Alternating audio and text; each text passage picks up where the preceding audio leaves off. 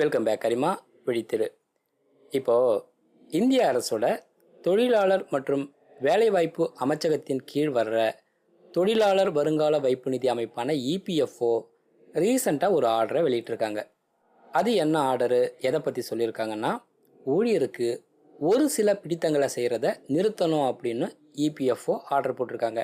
அதாவது செப்டம்பர் 1, 2013 அன்னைக்கோ அப்படி இல்லாட்டினா அதுக்கு பின்னாடி இபிஎஃப்ல இணைஞ்ச ஊழியருக்கு ஜிஐஎஸ்ஸின் கீழ், அதாவது குரூப் இன்சூரன்ஸ் ஸ்கீமின் கீழ் சம்பள பிடித்தங்களை உடனே நிறுத்தணும் அப்படின்னு ஆர்டர் போட்டிருக்காங்க. இது சம்மந்தமாக ஏற்கனவே இந்த ஊழியர்களோட சம்பளத்தில் ஜிஐஎஸ்ஸுக்கு ஏதாவது பிடித்தம் செஞ்சுருந்தா அந்த பணம் அவங்களுக்கு திருப்பி கொடுக்கணும் அப்படின்னு ஆர்டர் போட்டிருக்காங்க. இந்த செய்தியை சொல்லலாம் தாங்க இந்த வீடியோவை மேக் பண்ணேன். இந்த பதிவு உங்களுக்கு பிடிச்சிருந்தா லைக் பண்ணுங்கள், சேனலை சப்ஸ்கிரைப் பண்ணுங்கள். மேலும் பயனுள்ள அடுத்த பதிவு சந்திப்போம். நன்றி, வணக்கம்.